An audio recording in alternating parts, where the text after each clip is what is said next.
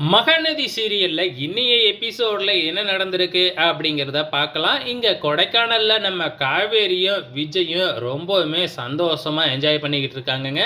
So நம்ம விஜய்யும், காவேரியும் வாக்கிங்லாம் போயிட்டு night தூங்கலாம் அப்படின்னு போகும்பொழுது, நம்ம காவேரி வந்து பார்த்தீங்கன்னா, "நேத்து தூங்குன ரூம்ல தூங்க வேணாம். இருங்க இன்னொரு நல்ல ரூம் இருக்கு. அதில போய் தூங்குங்க" அப்படின்னு சொல்லி அழைச்சிக்கிட்டு போறாங்க.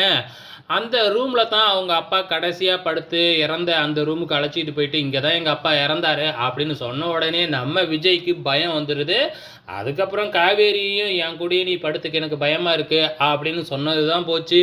வேணும்னே நம்ம காவேரி விஜய பயம்புடுத்திக்கிட்டே இருக்கிறாங்க. ஸோ ஃபன்னா தான் அது போய்க்கிட்டு இருக்கு. இது ஒரு பக்கம் போய்க்கிட்டு இருக்கிறப்ப, இங்க வந்து பார்த்தீங்கன்னா, அதே நேரத்தில கல்யாண ஏற்பாடு நடந்துகிட்டு இருக்கு இல்லையா? ராகினிக்கும், அஜய்க்கும்.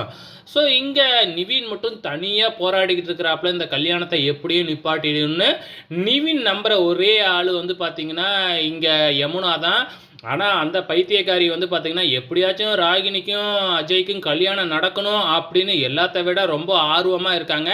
அப்பதான் ராகினிக்கு கல்யாணம் ஆயிடுச்சுன்னா, நிவின் நமக்கு கிடைப்பாப்ல அப்படின்னு ரொம்ப சந்தோஷத்துல துள்ளி குதிச்சுக்கிட்டு இருக்கிறாங்க. ஸோ நிவின் ஃபோன் பண்ணி வந்து குமரன்ட்ட சொல்லு, அப்படி இப்படின்னு சொல்லுன்னு சொல்லி பார்க்குறாங்க.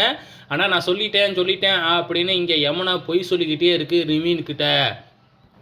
அதே டைமில் ராகினி வந்து பார்த்திங்கன்னா கல்யாண கோலத்தில் புறப்பட்டு வந்து கோயிலுக்கும் கிளம்பிடுறாங்க.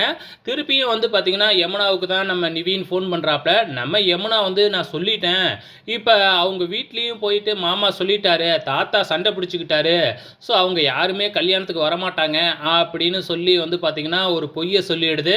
நம்ம நிவின் அப்பாடா கல்யாணம் நின்றுடுச்சுரா அப்படின்னு போயிட்டு கல்யாணம் நடக்கிற கோயிலில் நின்று வேடிக்கை பார்த்துக்கிட்டு இருக்கிறாப்புல. அங்கே வந்து பார்த்திங்கன்னா நம்ம ராகினி அவங்க குடும்பம் மட்டும்தான் இருக்கிறாங்க.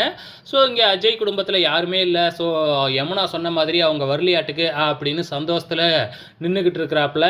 ஸோ வெயிட் பண்ணி பார்க்கலாம். நாளைக்கு என்ன நடக்க போகுதுன்னு நமக்கு நல்லாவே தெரியுது. வெயிட் பண்ணி பார்க்கலாம்.